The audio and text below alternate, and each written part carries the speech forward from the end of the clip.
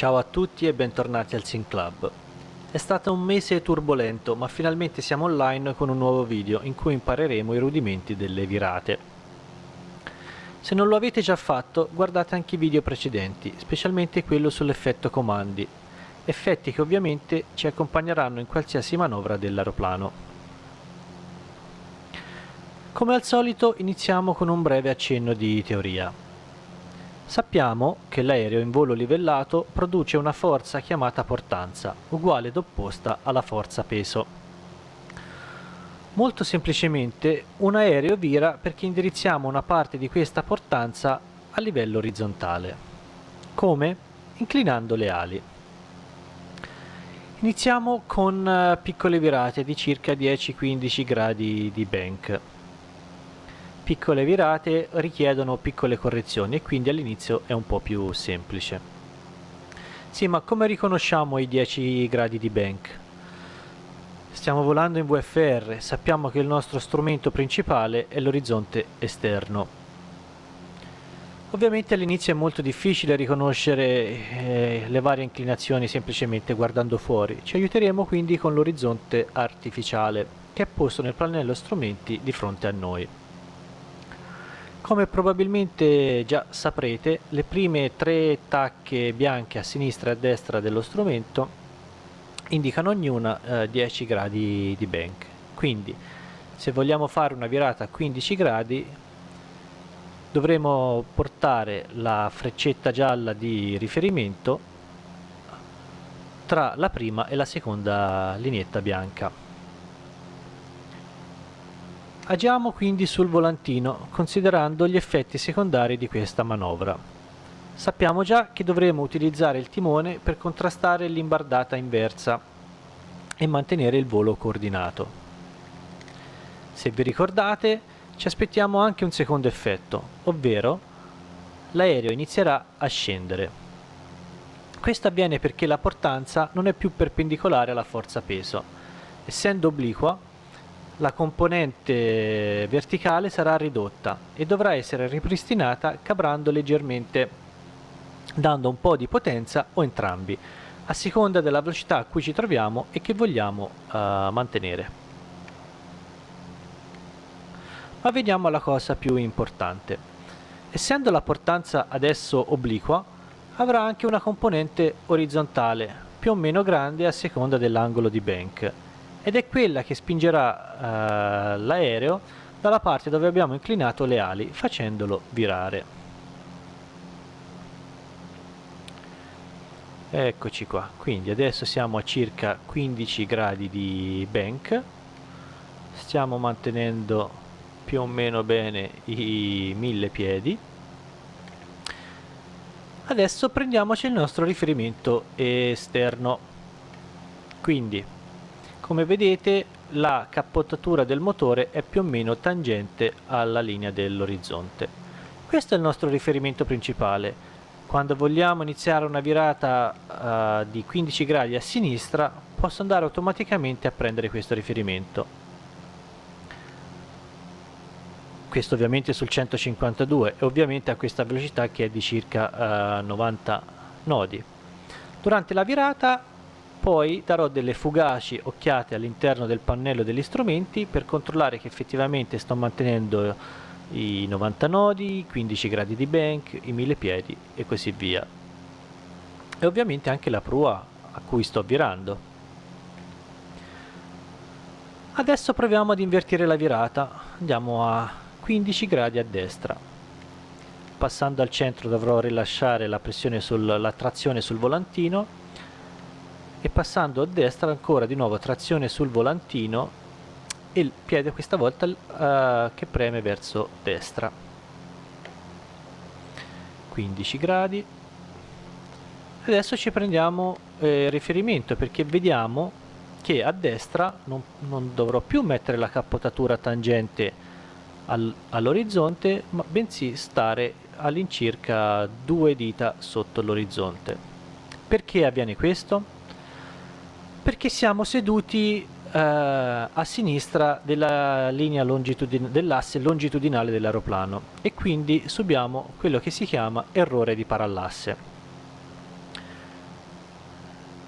quindi ci dovremo abituare a ricordarci gli assetti tipici ai vari angoli di bank e anche a seconda se vogliamo, se viriamo a sinistra oppure a destra. Adesso facciamo alcune considerazioni. Ad una data velocità maggiore sarà l'angolo di bank e maggiore sarà il ratio di virata, e dato un certo angolo di bank più alta sarà la velocità e più alto sarà il raggio di virata. Vediamo subito. Portiamoci, ecco, in questo caso a 10 gradi di bank. Vedete come ad esempio il giro direzionale o il paesaggio di fronte a noi gira in maniera abbastanza lenta.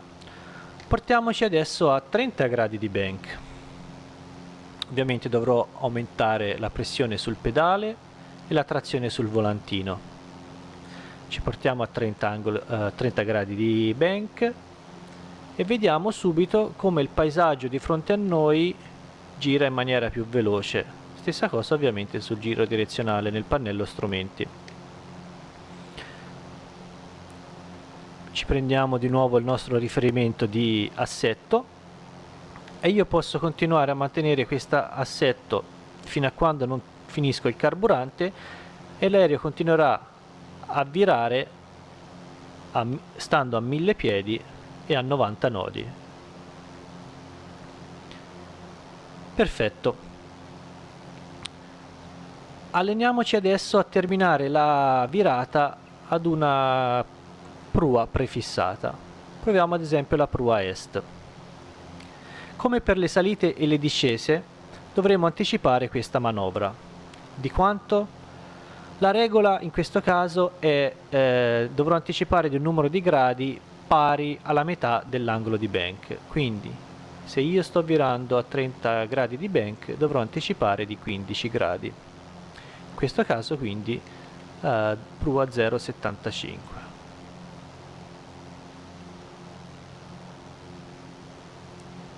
Ed eccoci qua, prua 0,90 e 1000 piedi di quota. Ovviamente annullerò la trazione sul volantino, ritrimmerò se necessario.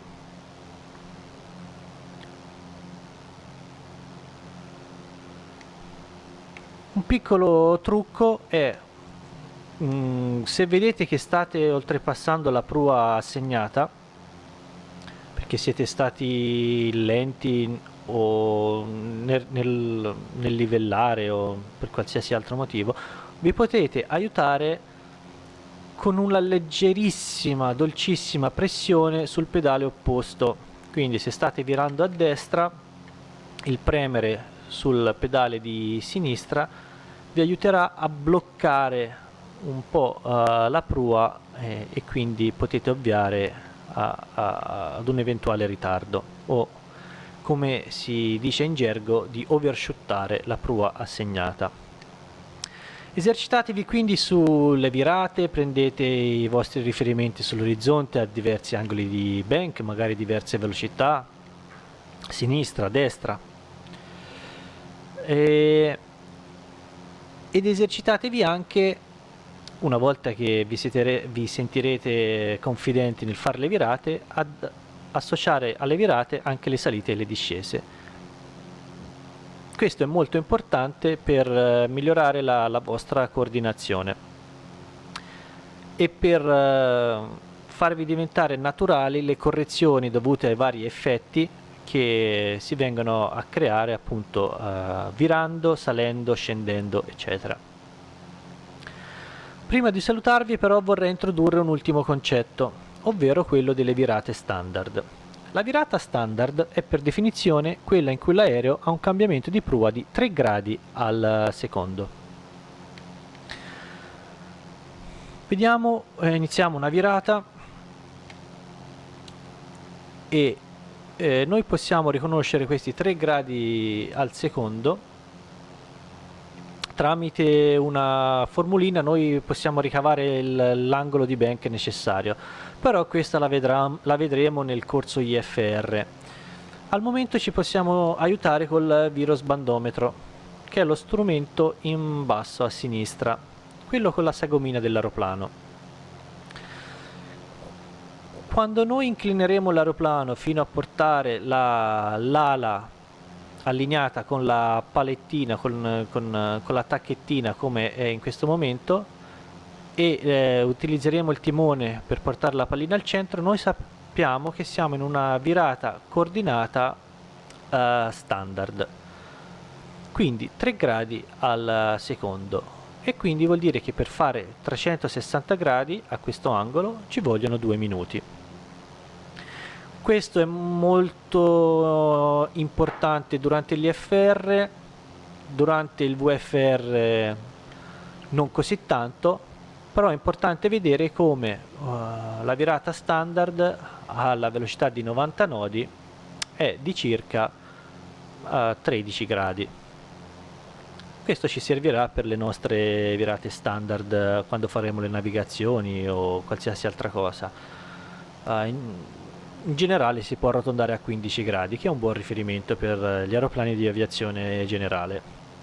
Bene, per oggi è davvero tutto. Esercitatevi, come già detto, nelle virate, in virate combinate con salite e discese. Noi ci vediamo al prossimo video. Ciao!